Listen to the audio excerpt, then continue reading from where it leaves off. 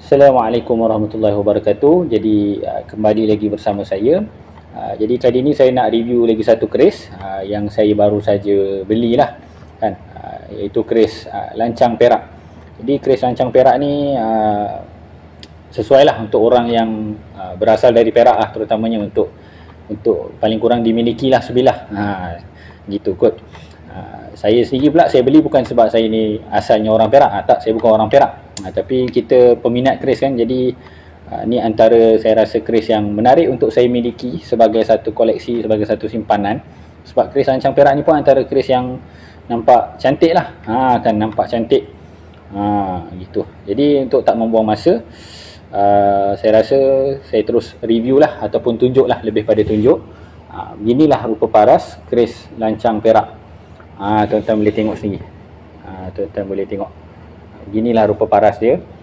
Paling ketara kita boleh tengok pada sampir. Kalau sampirnya macam ni, ni adalah sampir keris lancang perak.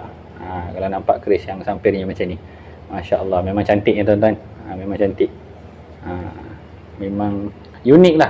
Bagi saya keris lancang perak antara keris yang agak unik lah, sebab ketara nampak pada sampir tu kan. Gitu. Masya Allah, cantik tuan-tuan. Boleh tengok. Memang sangat cantik lah. Jadi dokok dia pula longgar sikit, tak ada masalah pun. Okey, baik. Jadi untuk tak membuang masa, kita buka bilah dia. Bismillah. Masya Allah, tuan-tuan boleh tengok bilah dia berpamor, berpamor.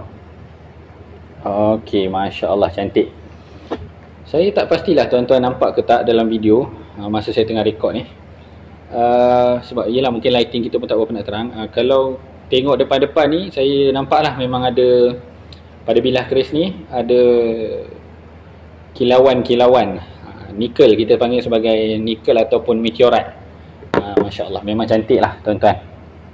Memang cantik, Masya Allah. Jadi inilah dia keris lancang perak. Keris lancang perak. Jadi saya rasa sekadar itu. Saya pun tak ada nak review panjang, lebih pada nak tunjuk saja keris lancang perak yang saya baru beli ni.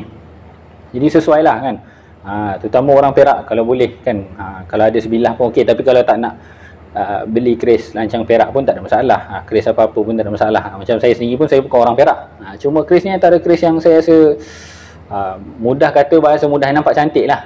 Jadi sebab tu saya belilah untuk miliki sebagai satu koleksi, sebagai satu simpanan.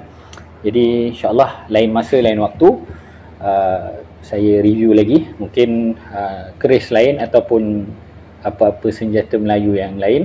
InsyaAllah lain masa, lain waktu bertemu lagi kita dalam video-video saya yang lain. Assalamualaikum.